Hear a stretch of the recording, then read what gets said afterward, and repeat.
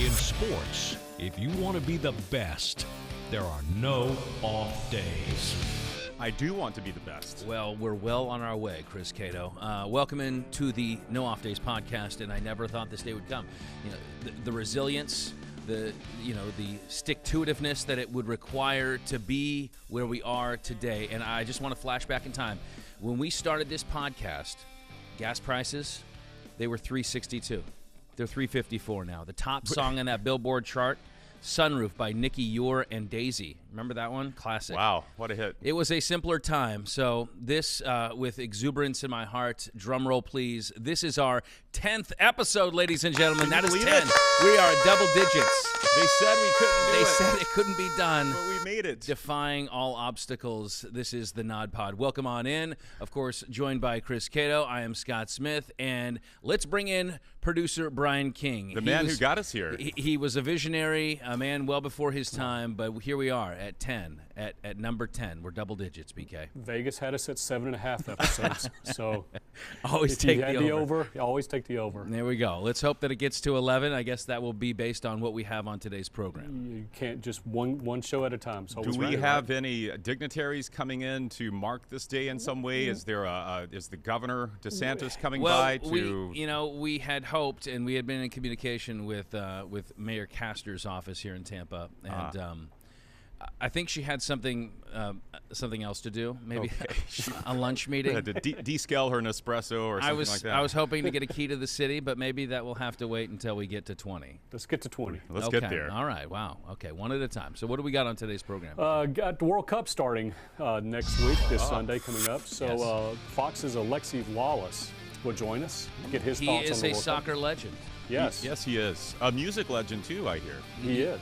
Yeah, so that. I think So maybe we can ask him some questions on that. And then later on in the show, I'm going to test you guys' knowledge on nicknames and music. Okay? Nicknames and music. Yeah, they'll kind of cross over some. We'll see how well versed you are with your nicknames and music. Okay, are we talking like one name performers like Madonna? Some of these Pitbull. Yeah, Pitbull people that That's have 3 episodes. Almost half of our episodes we've mentioned Pitbull. I love it. We have to. Yeah.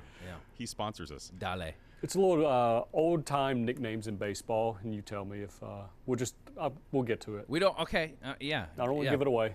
Pull it back a little bit. I will. Reel that back in. I'm worried about this already. Yeah, okay. we baited the hook now. All right. Very good. All right. So that is what's coming up on the program. Thanks, BK. If you're listening, you want to watch, go to fox13news.com/NODPOD. If you're watching, you want to listen or subscribe, just point the camera, your smartphone right there on the QR code on the screen, and it'll take you to the NODPOD splash page where you can click listen. All the shows are there.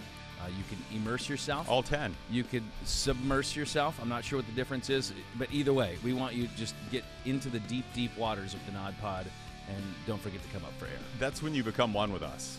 Yeah. That is. And we've got you hooked. Yeah. Hopefully. So click on that QR code at your own peril, I suppose. Chris, as we kick things off, I think, here we are through 10 games of the NFL slate, and what we've learned through the previous 9 episodes and the previous 10 games of the season, I think we've seen, a lot of role reversals. Teams that were on the outskirts of the playoffs last year, and some by a pretty wide margin, are now in the playoff hunt, and vice versa. So teams like the Dolphins, the Giants, the Jets, the Vikings, we're learning that these are pretty darn good teams. The Eagles. The Eagles, we kind of knew they were a playoff team last year, so they didn't really sneak up on a lot of people, maybe to the extent that they are good. Right. Although the 72 Dolphins can now, tip that glass of champagne. No undefeated season. Playoff teams last year that we're learning are really not that good or average, at least to this point in the season. The Rams, the Packers, the Cardinals, the Raiders. The Raiders, not very good. No. Yeah. So the Bucks? You going to throw the Bucks in there? No, I think that we are seeing a Bucs team that is turning the corner on the season, and I think they're still going to win this division, even if it's 9 wins. If we can play every game in Germany.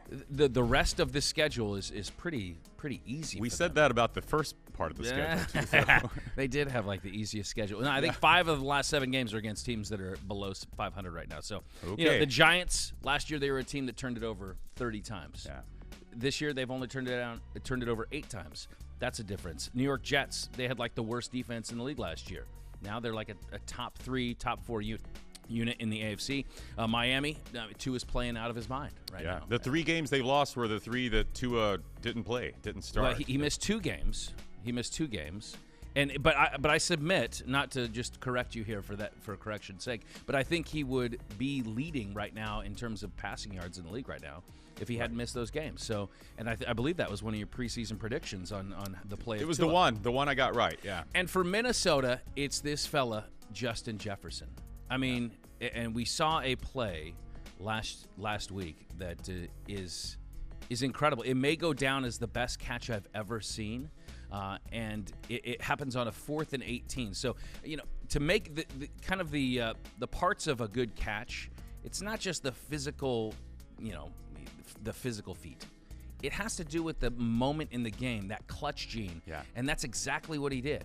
He goes up with one hand, and Cam Lewis is the cornerback, the defender, who helped him. I mean, it was a 3-handed catch, really. But Jefferson only needed one of his.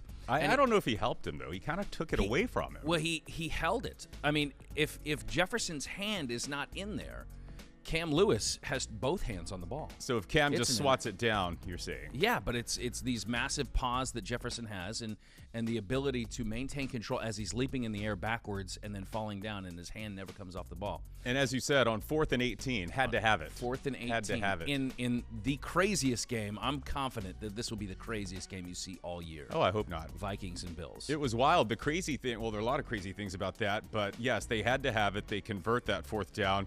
Then they get to the goal line and can't punch it in, which sets up how often do you see an NFL team fumble a snap on the 1 yard? Never. That's like a college football thing that happens. Never. Right. Yeah. That game is over right there. Yeah. I mean, he's kneeling or taking the safety, and that's pretty much ball game. Yeah. I mean, that's the worst case scenario, right? So it was a wild one, but kudos to Justin Jefferson, who is he's just a stud. Man. Are we prisoner of the moment when we say it's the greatest catch we've ever seen, though? I mean, I'm always a prisoner of the moment, but I'd like you to, if I'm wrong, correct me. Are there catches that you would say top that? I have a list. It's funny. Oh, it's funny you bring up this subject. You came prepared. I believe that the greatest catches in NFL history, the best ones, are when you have to have it, when the game is on the line. Like and a 4th and 18. Yeah, or when there's a Super Bowl to be won. And Sure. on my list, I have Santonio Holmes' game winner in Super Bowl 43 for the Steelers. The toe tap in the corner of the end zone with 30 seconds left. To win a Super Bowl, I mean, that's tough to beat when you win a Super Bowl with a great catch. body control. The only problem is you see that kind of catch every week in the NFL. Not in that situation. Though. Not in the situation, but the physical feat. That's why I'm saying you have to combine the moment in the game, how critical is the catch, and then on top of that, the kind of the physical element of it. Okay. What about the Edelman fingertip catch? That was pretty crazy. Super Bowl 51. Had to have it again. Now, it wasn't game-winning, but this is the 28-3 deficit that they're in. It's up there. Where every play, every conversion is a must for the Patriots. It's that crazy where it's bobbled and he dives back under it and then he double clutches it just before. That was a had to have it. David Tyree, that to me is it's up there. That's one or two. He also catching it kind of with the assist of his helmet, but he obviously went up to make a contested catch in a Super Bowl in a must-win situation. But OBJ, the one-handed leaning against back, the Cowboys, sure. I mean, that's a classic. That's a top 3 easy. Immaculate reception. You got to go top 3. Immaculate. Right? Well, that was That was a walk-off in a playoff game. It's become the stuff of legends, but I'm not sure that anybody outside of Pittsburgh might still take issue whether or not that was actually a catch. No, I don't want to bring that up. I don't want to bring that up. I don't want to bring it up. I don't know if it was a catch, but I don't want to bring it up. Clearly a catch. Yeah, well, it was in the good old days too when clear. you couldn't review everything. Exactly. What if the immaculate reception happened now? Oh, We would stop the game. Yeah. There would be 13 reviews. They would reverse it. There would be a challenge. Well, they wouldn't call it a catch on the field, and then they wouldn't find enough evidence to overturn it. Yeah. So we would sit here in the in the place of not knowing, I suppose. But, Well, thank goodness that it happened in 1972 and not now. Justin Jefferson, though, if he can continue on this track, does he have a chance to pass Calvin Johnson's receiving record in a season? Calvin Johnson's record is just shy of 2,000 yards. Nobody's ever hit 2,000. So it was 1,964. Look at you. You're like just a savant Yes. with these numbers. These are numbers that just rattle around in my head. But right now, he would have to average about 125 yards per game. So it's a hefty task. But, I mean, that record will go down at some point because we have a 17-game regular season now. So, and why not Jefferson? It reminds me of another guy that used to wear purple. Randy Which Moss. was Randy. Yeah, he's had a couple good catches too, I think. Just maybe a little bit shorter. Bucks game in Germany. That was a fun one. It was good. Yeah, I mean that was one that they certainly needed to travel 10,000 round trip miles to Munich, Germany, to play the first on foreign soil, and then to come away with a victory. That is a memory that these guys will never forget. I'm sure the Seahawks would like to forget it, but for the Bucks, they needed that one. And how about the fans? Did it not make you want to go over to Germany to watch a game? I mean, I feel like those fans appreciated NFL football more than we do. I don't even know how much the rooting interests were there. It was just like, we're here for the event. Celebration. They didn't leave after the game. No. Now, the 2-for-1 beer might have had something to do with that. They're breaking into song. I mean... Oh.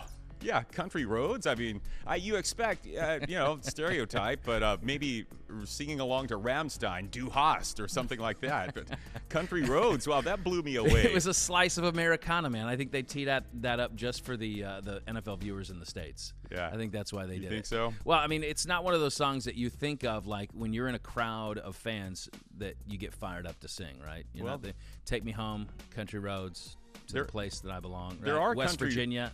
There are country roads in Germany, though. Probably. I mean, I know they sing that song at West Virginia, for football games for the Mountaineers. But outside of that, I mean, I'm thinking like best songs. We Are the Champions. I mean, that's a confetti falling type song. But who does any team or college have We Are the Champions as its sing along? Not that I know. That's kind of a jock jams. I think you would have to be pretty, basic, pretty good, pretty unoriginal. I think of Sweet Caroline, at the Red Sox games, and I think some other, some Carolina schools and college have adopted it, and I think the German fans sing Sweet Caroline too. They it was did. just a yeah. nonstop mix from the. I think my favorite. I don't know that you call it a sing along, but the fans do sing along with it. But if I wanted to take like a European soccer fan, bring them to the United States to show them what college football is about, I would take them to a night game in Lane Stadium, Virginia Tech, for Enter Sandman. Is that not one of the best scenes? Good. All the fans have their lights on, and when it kicks in, enter, exit, light, or whatever the words night, take my hand. Yeah, everyone's rocking. You can't sing Metallica while wearing a Pearl Jam shirt. The state is. Well, I wore this shirt. I'm glad you brought this up because I was celebrating our 10th episode, and this is the artwork from I should have picked up on the that. greatest rock album ever, 10. By That is Pearl one Jam. thing you won't get a debate from me on. I am in total agreement. Thank goodness. Yeah, 10. Best modern rock band or album ever. I don't know that Jeremy or Alive would go along as a stadium sing-along. Oh, actually, you could. I'm Still Alive. The fans could sing it when your team is coming back, maybe in the third quarter. Yeah. Let's get that going. I like that. Even Flow. I mean, if you that's kind of like a third quarter song, like second quarter, things are rolling. Yeah. Maybe Porch when you're about to score. Oceans. We could go Deep. Yeah, Wash. If there's a rain game, you go Wash. Yeah, well, I mean, there's some good ones.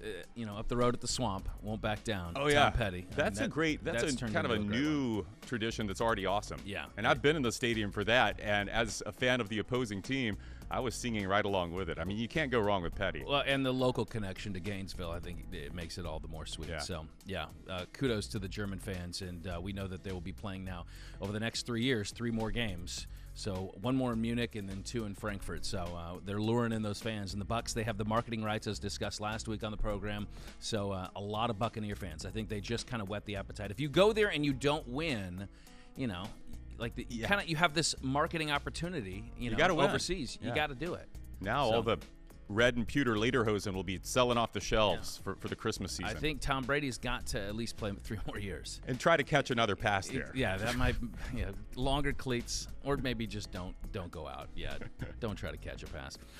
College football week, we got some rivalry games. Yeah. And, there's some fun ones, too. And we always look at, it's not, I wouldn't say it's rivalry week yet, but it is certainly some rivalry games. The Big Ten always has a ton of these. I mean, this week we have the Old Brass Spitoon. Oh, yes. Indiana, Michigan State. That's it. It's an actual, some of these trophies, they're the best in the Big Ten, right, that these schools play for, these regional trophies. Yeah. The Old Brass Spittoon. I wonder what the backstory is on that.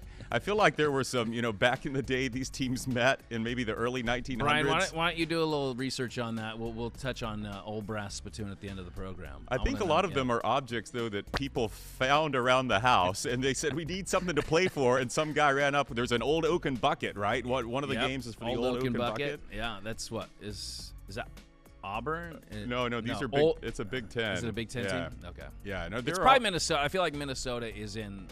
They do have something always to play for. For a program that is not like an illustrious, one of the blue bloods. The Paul Bunyan axe. I think that's a Minnesota game, and that's an actual weapon. Like it is. That and would it's about 6 feet tall, is it not? It is. I think that would help you in some crowd storming situations if that came about. That's a throwback. This week is also the Floyd of Rosedale. Yes, the pig. The pig trophy. This is Iowa, Minnesota.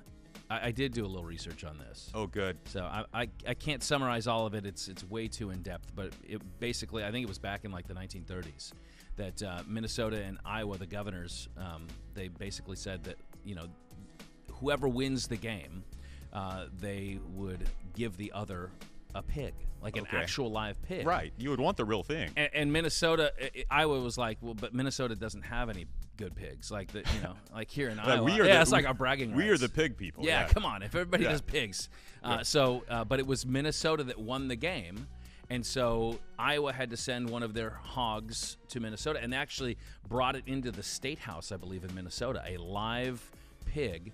And they named it Floyd because the governor of Minnesota was, it was Floyd Olson. So that Rosedale is the town in Iowa where the pig came from. So the pig's name is Floyd of Rosedale. They were throwing shade on the governor, saying, here's a pig for you, governor. He looks like you. Right. I really wish that it was still a live pig. That would be hands down best trophy. Maybe it is dipped in bronze. Has anyone ever chipped away any of the bronze to see what's in there? Old pig bones. There could be some great jerky, great bacon in there. I hope it does smell like bacon. That would make it. The Little Brown Jug, that's Michigan, Minnesota. Yeah. That's not this weekend. But the Paul Bunyan Axe, it's Minnesota, Wisconsin. One that I did find, and now I'm going to have to find this game, and I'm going to have to actually watch it. It's between Concordia Moorhead and St. Olaf, both these teams in Minnesota. I'm guessing they're Division II or NAIA. Okay. They play for the Troll Trophy. Have you seen this? Have you heard of it? I've not heard of either of those colleges you just announced. So, no, I've not. I didn't either. Just in doing, again, great research for the program.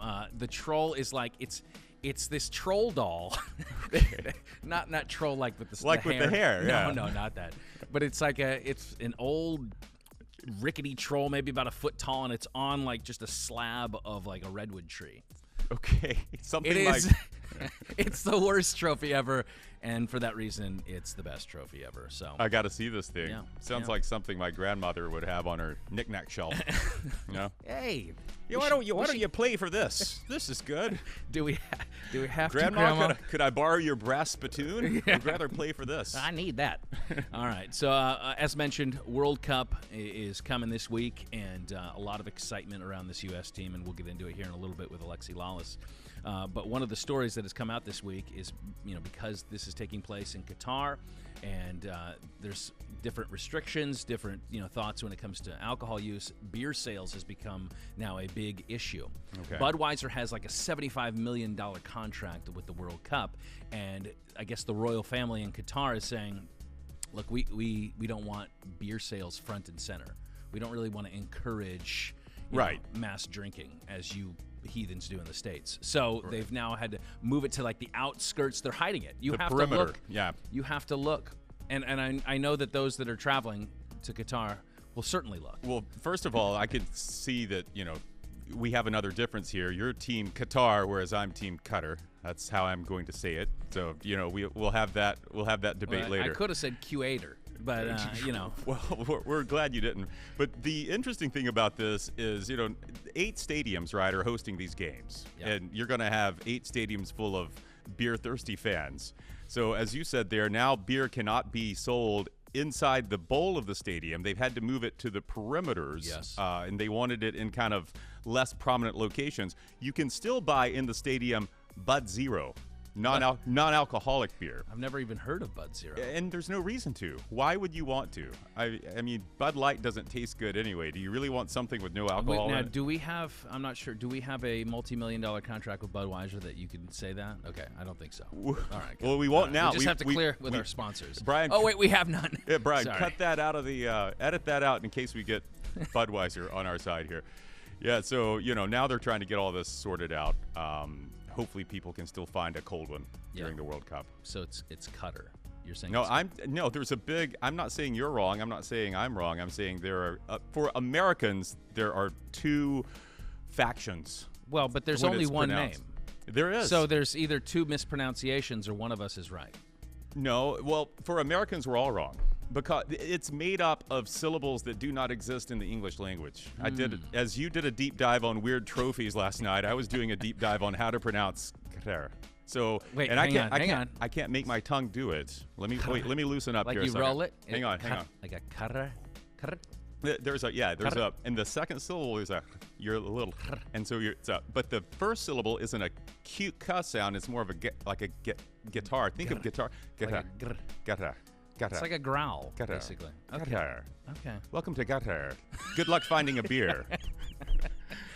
Imagine having to say that every time. I mean, I feel like I've offended people. No, it's a difficult name to pronounce. But let's go with Qatar. Favorite cutters. Favorite cutters. There's a lot of cutters. Cigar cutters. Oh, that's a good one. Yeah. How about box cutter? Where would you be if you were ever to? I wouldn't be able to move. If you've moved, you've got all these boxes. You got to break them down. You got to open them. You got to have a good box cutter. Dirt cutter. He's good. He's doing a great job now as offensive coordinator for the Boise State Broncos. Yeah, that's right. Gabe Cotter. Gabe Cotter. Okay, yeah, you're taking the some liberties now. wisecracking teacher, founding member of the Sweat Hogs. Mr. Cotter. Yeah. How about as far as cutters go, Rocky Balboa's trainer, Mick. Cut me, Mick. If Mick hadn't cut Rocky, he could not have gone the distance with Apollo Creed. That's true. Lenny Dykstra's son is named Cutter Dykstra. Oh, does he throw a cutter? Which is a great fastball. No. If you can throw it, hard to throw. A filthy cutter is from Cutter. Yeah, Mariano Rivera. Yeah, he knows a thing or two about that. Yeah. So, no, Cutter Dykstra is married to Jamie Lynn Sigler from The Sopranos. Okay. Yeah. I've done a lot of research. You for have. This show. Cuddy Sark. That's a good Scotch whiskey. Okay. So that's one of my favorite cutters. What about half guitar, half keyboard? A sitar? Keytar. Oh, is it called a keytar? Keytar, yeah. Oh, what's a sitar? Centaur. Isn't it pronounced sitar? I think it is. All right, enough of the shenanigans. How about what do you say we actually talk soccer? You want to do that? You know what, Scott? I'm going to confess something here. Yeah. And maybe this should be edited out of the show, too. I struggle with the World Cup. Okay, I didn't grow up around soccer. It's one of those sports I want to participate in terms of being a fan because I see how exciting it is for other people. So this is my, once every 4 years, I try to play catch up and get caught up in the excitement. But I'm not going to be much help to you on the show. When it comes to understanding. I think it's totally understandable because, I think there are a lot of folks that do follow the national team and they follow, maybe Premier League soccer or MLS here.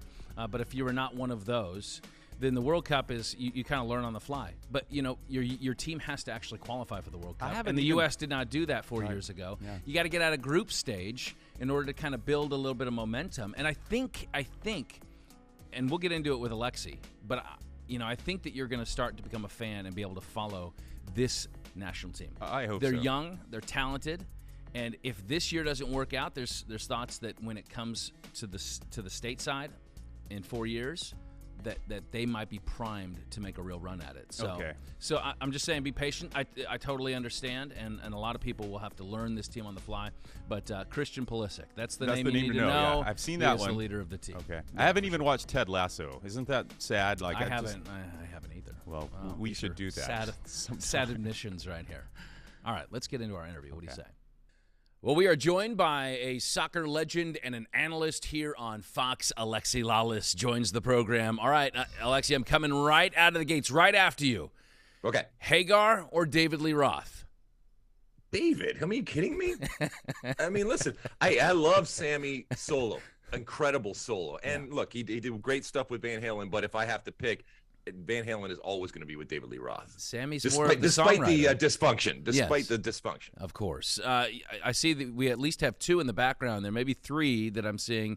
The guitar collection, I've heard many things about it. What's that number up to? I continue to amass guitars. There are a lot that are in storage right now, either on the premises or off the premises. You can only play one at a time, and yes, a lot of them, some of them are for show ultimately. But yeah, I continue to write and to record and to perform. Actually, got a new album coming out, "Melt Away" it's called, and for all my 3 fans, including my mom. So anybody out there that wants to check it out, you can find it on all the different platforms out there. Very good stuff. One more music question, because I know that you once opened up for Hootie and the Blowfish back in 1998. Did you have hopes of becoming one of the Blowfish?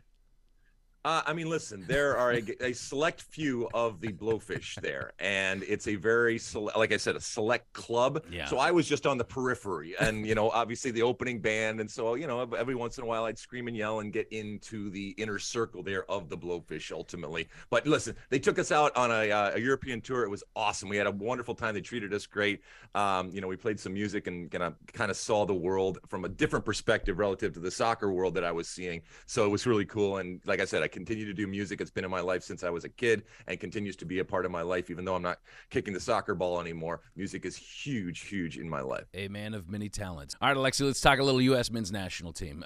Young, talented, but what questions do you want answered as we get ready for this opener against Wales? Yeah, so listen, the World Cup is upon us, obviously in a very different place in Qatar, but also at a very different time. The good part is, as opposed to the last World Cup in Russia, we have our U.S. men's national team back, and we are going to be all over it from a Fox perspective and give everybody a healthy and steady diet of U.S. men's national team coverage. This is the youngest team at the World Cup. And, listen, we were all young once. I was young once. And you do stupid things when you're young. So at times, individually and collectively, they're going to do, dumb things. But I think there is an ownership and a recognition of the opportunity of the World Cup. Obviously, it didn't qualify last time. And for me, that's the biggest failure in U.S. soccer history. They've kind of said, well, not on our watch. And they checked the box of qualifying back in. And they want to do some big things. And, to your point, there's incredible depth of talent. A lot of these players, when you're talking about Christian Pulisic playing at Chelsea, you're talking about Weston McKennie playing at Juventus, Brendan Aronson and Tyler Adams playing at Leeds. All of these different places, these players that are incredibly talented, that are playing at some very, very big teams and some very, very big leagues. That's all fine and well.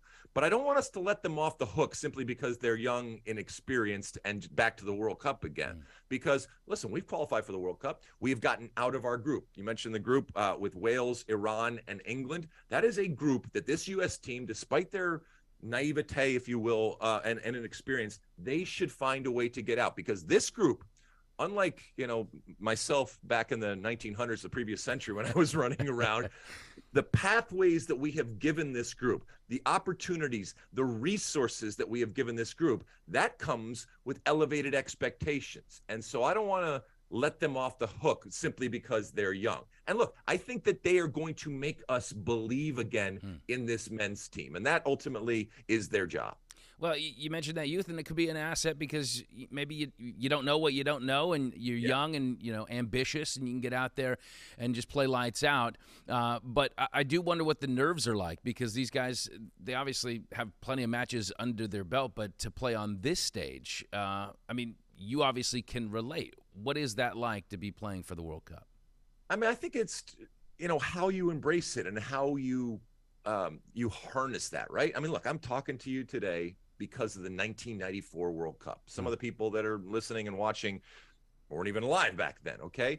But I lived the power of what a World Cup can do to an individual. And even going into it, I recognized and respected that power. And once again, I saw the opportunity. I think if these players see the opportunity to do something great, something that, I mean, because look, these players are playing at big clubs. They're making a lot of money. Yeah. They are famous, but it doesn't matter. That all that fame and money and who you're dating or married to, all that kind of stuff, it doesn't matter ultimately. These are young players that were very, very young when they first started watching the World Cup. And they will have this as an ambition and as a goal and as a dream to play in the World Cup. And don't let it go to waste. You know, use it and milk it for all that it is worth. And I hope that they do that. Alexi, just one slight correction. We're talking to you because you opened for Hootie and the Blowfish back in 1998. Of course. Okay, just to make sure that's out of the way. But so you mentioned, hey, let's not lower the expectation for this team. Right. But I mean, if you were to take a big picture look, how do you quantify success? What would that look like for this team that really many believe have more of an eye toward 2026 when the Cup's here? Yeah, I think there's a danger in constantly talking about 2026. And look, I'm as guilty as anybody, and sure. It's understandable, right? 2026 is going to be incredible as the U.S. hosts it along with our friends up north in Canada and our friends down south in Mexico.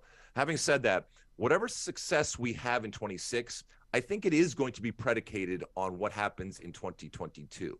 And again, I don't want to use this as a dry run for 2026. And you should expect your men's national team, despite the age, to find a way out of this group. There is a pathway out of this group. All right, so we're talking about England, Iran, and Wales. The first game is against Wales. Yeah. Got to win that game. Okay, we can beat Iran and Wales. Those are winnable games. And you take your chances against England. And look, it would warm the cockles of my redheaded American heart to beat England anytime, anywhere, in any sport. But it's still an elite team, so things can happen, and that would be great. That would be kind of gravy. But the problem is that both Iran and Wales are looking at the U.S. and whoever the third one is, as in the same way. And so there's this back and forth going on where people are looking at, we're going to amass points against the other two, and then everyone's going to kind of take their chances against England. But that England game, by the way, on Black Friday on Fox is going to be incredible. A lot of people obviously tuning in. And look, U.S. England with our history both on and off the field is just I'm salivating for that game. Well, I do want to kind of go back in the Wayback Machine. Let's go back 94. Last time that the World Cup was here, hosted in North America, and you're able to step into these venues. What was the electricity like inside those stadiums? So the first thing is, having grown up watching sports, there's always, and there had always been a soundtrack. And so the thing that freaked me out the most was I vividly remember this, even though it seems like yesterday, even though it's a long time ago. I remember walking on the field and being freaked out that there wasn't the soundtrack and the orchestral type of swells going on, and it was just like this not dead silence because everybody's screaming and yelling, but there was no music, and everything goes back to music with me. Yeah, right. And that there was no under soundtrack going on in the background. And once you get over that, that's cool. Then you realize that, and the sooner you realize, the better off you are. And whether it's, me back then or, these players that are going to go out this summer, the quicker you realize that it's the same game that you have been playing from a very young age, the better off you are. And let's be honest, there's a lot of teams and players that take a while to realize that because they are awed in that moment and they are bowled over by the monumental, the thing that they are going through. And the sooner that you realize that, listen, you got to get on with it, and the ball rolls, and you play the game that you have played, and the sooner you accept the fact there is a reason why you're walking on that field. It's because obviously you've done something good in the past. The better off you're going to be. From the international perspective, you have stars like Ronaldo and Neymar and Messi. This could be their last World Cup. Does that add a little bit more importance? Yeah, I mean, one of the great things, what I believe is the greatest country in the world in the U.S., one of the great parts about our country and what makes us great, I think, is our diversity, right? So while at Fox, we certainly have a responsibility to talk, and we will give you a steady diet of U.S. men's national team because they are in the tournament and they weren't last year and now they are. We also have a responsibility to all of our viewers, because there's a lot of people that are tuning in that have, yes, their affiliation from a U.S. men's national team, but also all of these different other 31 teams out there, let's be honest. And so there's so many other stories apart from the U.S. men's national team. And like you mentioned, it is possibly the end of the line from a World Cup perspective for Cristiano Ronaldo and his Portugal days, and obviously Lionel Messi and Argentina. I got Brazil winning it. Argentina is a very close second, and I don't think you can go wrong with either of those teams. Argentina is really interesting because, unlike Cristiano Ronaldo, Messi is kind of heading off into this incredible, golden era here at the end of his career, and he just looks at peace. He's playing some of his best soccer that we've ever seen. There's a balance within Argentina. They won Copa America, so they kind of checked off that big trophy box. So they're going to be really interesting to see. And then Cristiano Ronaldo, another, arguably one of the greatest players ever to play the game, coming with Portugal. And I think the same questions that we're seeing with him now with Manchester United is that, it's not a dirty little secret, but it's a question. Are they better ultimately without him? I don't necessarily think so when it comes to Portugal, but listen, those guys are always going to draw a lot of attention and a lot of oxygen out of the room because, let's be honest, this is probably the last time that we are going to see them from an international perspective playing in a World Cup. Is the Melted Rocket pop there on the T-shirt? Is that the album cover? It is. Beautiful. Well done. It is actually. So yeah, like I said, you or anybody out there and my mom can pick that up next week.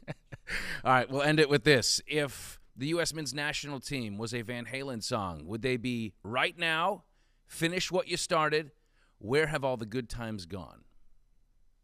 It would probably be Right Now. Yeah. And while, notwithstanding my my affinity for David Lee Roth, it's Right Now in that, Sammy's a great writer. Okay. Yeah. And the way that he crafted the lyrics to that song and made it so specific and obviously Right Now. And it goes back to what we talked about. I don't want to talk about or think about 2026, even though we are, and I'm as guilty as anybody else out there. So it is right now. You have to do things right now in this World Cup, and you have the capabilities and the talent. And even though you're young, we all know that you're going to make, young mistakes out there, but there's also a youthful swagger out there that say, hey, this is your time. This is your place. Do something great and make us believe again. Well, he is a true Renaissance man. Go out and get his album. And, of course, tune in to Fox to watch him throughout the World Cup. He is soccer legend Alexi Lalas. Alexi, thank you so much. Thank you. The multi-talented Alexi Lalas. I mean, the guy can do it all. Apparently so. Yeah, let's bring in BK because I know that he's quite passionate about the question I posed to Alexi off the top. Sammy Hagar or David Lee Roth for you, sir? Who does Cato think that I am? I think you're Team Hagar. You're Van Hagar. It's not Van Hagar. I already know the answer. Yeah, his defense. See how hey, look, you touched a nerve. He's already going into a hole. It's not Van Hagar. It's not, but it's Sammy. Sammy made the band better, but David Lee Roth was a better showman. Just like Alexi said. But David Lee Roth made the band. So there's the guy that makes it and the guy that makes it better. Well, it's the baton handoff. It's. Do we have to be divided on this? David took the band as far as they could go, and then Sammy took them further. Okay. And so, took them further. Okay. I'm actually Gary Sharon, the third singer they had. Yeah. It's like Drew Bledsoe. He took the Patriots as far as they could possibly go. Right. And then, some guy came along. Brady Hagar came along. Barely got it to the finish finish line. line. And he says, look, I'm a better songwriter. Right. There we go. So you're Team Van Hagar. I don't know enough to argue with Brian, but I just know that I like the sound of some of the songs they had with David Lee Roth better than the sound of some songs they had with It was Hagar. a little bit different time too. I think Yeah. they captured that. Right. Much like your band Pearl Jam here, that you know, in the 90s, in the early 90s, there was a different sound to the band than, Right. you know, right now. Kind of evolved with the ages, for better or worse, some For would worse, say. probably, yeah. Always would improving. say, yeah. All right, so you teased it off the top of the show, BK. We have a fun little quiz. Well, first you want the brass spittoon. Oh, yeah. info. I forgot about Yes, that. do you have one? Do you have a Yes. brass spittoon in your cubicle there? I do not, but You should. you made me work during the show. Normally I'm taking a nap right now. It originated back in 1950, so it's really not that old. And Michigan State was coming off a win over Notre Dame, and what the student body president said, "Oh, you know, we don't want to let down with Indiana coming to town. Let's come up with some trophy." So they went out to a local store, some like pawn shop type store, and found this old rusted up brass spittoon. And they said this would be perfect. What was the practical use of a spittoon? Like, why was that Practical a thing? use? What's more practical than having something to spit in? Like, where else are you going to put your tobacco juice? But they wanted I don't something know. unique. Is it like cups, like normal? Well, they kind of came up with a story with it that when Michigan people, Michiganders, I guess, and Indiana people would go on hunting trips, they would pass this little trading post shop. Okay. And because this spittoon was from the 1800s too, so Oh, it's, wow. it's an antique. And they say that they would use that spittoon, both Indiana and Michigan people, so that kind of brought the tie of the two teams together. But This poor $25. spittoon wound up in a pawn shop, too. Yeah. Like, Well, I hope that the family that originally owned that spittoon is getting royalties. right. no, they pawned it. They deserve nothing. They gave it. No, never give up your spittoon. You know what happened? And never pawn anything, or else that thing might become a trophy. Or most importantly, don't do like the Stanley Cup and drink out of it after a victory. you you don't Don't drink want out. to do that. They should dump the spittoon on the losing team. Instead of a Gatorade bath, you get a tobacco bath. I like it. All right. Well, Oh, man, it's never too late for a new tradition. The right? plastic bottle killed the spittoon industry. Plastic bottle comes along, and you got people walking around with their. Bring it back. All right. The other night I was just looking around, killing time on the internet, and I came across all these old-time baseball nicknames. Weren't nicknames just better back in the day, it just seemed like? And Oh, yeah. I thought so. You know, Babe Ruth was, I mean, come on, Babe. That's a great nickname. It and, is. George. Yeah, thanks. And For those who don't know. George Herman, right? That's correct. Anyway, I started going through all these lists of names, and then it just occurred to me that these nicknames, if you didn't know any better, they could also be the same nicknames of some of these old blues musicians Now back in the day. That's a good poll. That's right a there. Brian Keene connection. Well, there. I'll tell you this: if the name is Red, baseball player. Okay. Yeah, Red. Oh. Yeah. Maybe not. I don't know. He could We'll go have to both see. ways. I'm curious how many Reds played baseball. How many Cincinnati Reds? Yeah, a few have. Yeah. Well, you want? I tell you what. You want me to give you some of these names, Yeah, and then you let's two do it. decide. Tell me if they're a baseball player or a blues musician. Okay. Here we go. Okay. First one up, Papa Charlie McCoy, Papa. musician or a baseball player? Is it? Do we have like a genre of music? They're all blues. They'll all be blues singers. Okay, that's definitely a blues singer. Papa. I'm going to go baseball. He was the first big poppy. They just called him Papa. No, man. That's play that smooth blues, Papa. Big Throw Papa. that cutter, Papa Let's see, Charlie. Sean. Come on. Pop Come it on. up. Papa. Papa McCoy. There he Oh, is. blues Playing- player. What is that? Is That's the sitar ukulele? you were talking No, about it's earlier. here's a good, cool story. He played for he's from Mississippi, played for the Mississippi Hotfooters. The during Hotfooters? Yes. That could have been a baseball team, I too. love that How name. cool is that, isn't it? But Yes. he recorded under the name Tampa Kid. Really? Yes, how cool is that? So he's from From Mississippi. but no What's his connection Tampa? to. No Tampa, Tampa just Kid. I guess That's Tampa where he, Kid that's was. where he found that guitar. Yeah. That's the guitar. That's like the name. I like the Hot Footers could have been a blues band or a baseball team. Well, now I'm thinking about apple fritters, and I'm really hungry again. Good grief. Okay, here's number 2. Yeah. Don Ears Mossy. Ears. Ears yeah, Mossy. that's baseball. That sounds like a name that, like, you know, he's getting razzed by his teammates because he's got big ears, so they stick out. And yeah, I baseball. think he's a percussionist. He had a great ear for music. And they were like, hey, they had their first drummer was just like way off beat all the time. Yeah. They were like, bring ears in, have ears do a set. And then it He's took not off. very good at playing, but boy, Yeah, he can hear he's it. got He some can nice- hear it really well. Let's Yeah. see it, Sean. And it is baseball Oh, player. darn. Yeah, I'm all right. wrong again. Pitcher during the 50s and he and the played 60s. for the Tigers. Played for the Tigers, played for a few teams too. Jim Bouton once I don't said, see why they called him Ears. For our audio audience, you'll Jim have to tune in, I guess. Bouton once said that Mossy looked like a cab driving down the street with its doors wide open. Oh, boy. Yes, indeed.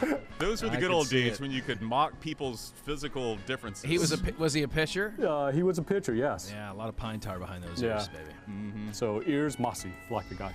Okay, next up, how about Bucketfoot Al Simmons? Bucketfoot, musician.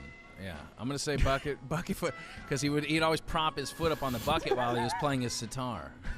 Right? I'm going, this is a baseball player. He once came to bat after stepping in the spittoon in the dugout, and his foot was stuck. He had to take the entire bat every pitch with the Hang on. bucket stuck on his foot. I'm gonna change mine. He's a jazz clarinetist, and he has elephantitis in his right foot. Oh my goodness. I'm going baseball with this one. Yes, Cato, dead on. there he is. Now tell us about his deformity. Old Bucketfoot. Old spittoon Bucketfoot foot just- owl. He just got the nickname because when he would stride to hit the ball, he'd always step toward third base, so he kind of had a wide open stance, I guess. Okay. Outfielder for 20 Step- seasons. He's a two-time batting champ, two-time World Series How champ. have I not heard of Bucketfoot owl? Yeah. Okay, ready for the next one? Yes. I don't know. Here we go. Scott, you kind of hit it on it. Tampa Red. Tampa Red. That's a I cigar, already- right? Baseball player or blues musician? Well, I don't. The Tampa part. I mean, this sounds like a musician because there's no actual name there. Yes. It's, Since Tampa it's Red like- had no is last that- name. Is that part of like Pewter and Tampa Red? Is that part of the Buccaneers Tampa colors? Pewter was his partner. They yeah. played great There you music go. together. I'm gonna go baseball because I already committed to it. I'll go musician. Go ahead. For no reason. Boom, musician. What is he playing? He plays a single string He looks like a slide style snowshoe. guitar. He plays the snowshoe. He plays a tortoise. He picks it up and strums it. It'll be turned into a Big Ten trophy when he's done with it.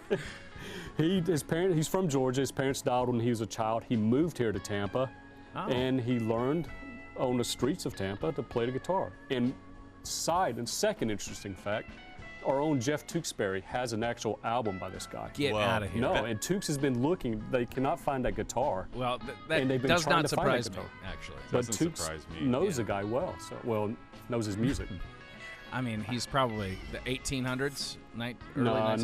1920s. He played from the Oh 20s no! to the 60s. Oh, please no. be careful in how you pronounce this his name. name. Well, yes, it's Johnny Ugly Dickus, I will say. That's No, not you what already the graphic mispronounced it. says. It says Dixus. Dixus. Okay.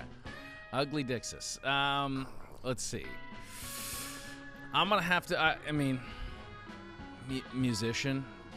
How many have you gotten so far? I think I'm, 2 for 2? 2 for 2. No, you missed one.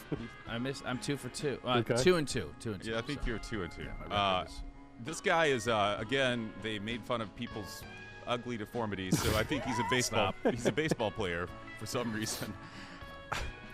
I'm gonna go Yeah. baseball. Boom, Okay. baseball. He is baseball. Left fielder in the 30s and the 40s. Yeah. He's not that ugly. I've seen uglier. He called himself the ugliest man in baseball during his career. Well, And he's got a great sense of humor, self-deprecation. I'd like to see the Dixus family photo. I bet he's not the well, ugliest there's Dixus. an interesting story about his last name. That's his original last name. His name that he goes by, you may have to look up to see, because an announcer one time during a game misannounced his name, I'm sure he did. and that stuck with him, poor guy. So the ugly part of his nickname is maybe not the nickname part. So Johnny Ugly Dixus. Oh, Johnny. Wow, Johnny had a tough hand from the beginning. Yes, he did. Last Okay. one, Little Hat Jones. Well, that's definitely a musician. He wore a little teeny hat, like, remember in Living Color, Damon Yes. Wayans? 2 snaps and a twist. It was one of those. It was one of those little teeny hat. It was a baby hat that he Yeah. would wear on his head while he played the trombone. He had a really large head. It was a normal-sized hat. That's His true. head I was forgot. enormous. I forgot Yeah, about that. I think we're both on the same page. He's a Yes, musician here. Exactly. And Sean hit it. Boom, There he Little is. Hat Jones. You both With a got it. normal-sized hat on. And Yeah. an enormous guitar. Maybe he was just a little guy. Well, Little Hat got the name when he worked on a construction job. And he wore a hat that had part of it torn off, so he started calling him Little Hat Jones. All right. That doesn't sound safe. OSHA would not like that. No, OSHA Wearing I like a it. That torn was- hat on a construction site. Are we all done here? We're done. Okay. That's it. That was fun. I Yeah, like it. that was the best thing Brian's ever come up with. I think Thanks, guys. I think you might have beat me on that one. I don't know. I came out of the gate strong, but Everything turned when we got to ugly. Ugly. Yeah, everything Yeah. turned ugly. It got ugly from there. Very good. All right, good program. Thank you so much, BK, and much thanks to our guest Alexi Lalas. And we will be tuning in to the World Cup. And by the end of this, you will be wearing an American flag running through the newsroom. I already do, but now I will do it for soccer. I think of all of our episodes, this was one of the 10 best. It's got to be. Yeah, You think it's the in top there. 10? Yeah, Very it's in the good. top 10. All right. We'll see if it goes to 11. I'm not sure. To watch full-length episodes, head to fox13news.com/NODPOD. Like and subscribe. Follow us on all the socials. And again, immerse, submerse, enjoy. Until the next time we are on, there are no off days. Not even in Qatar. All right, little hat Kato.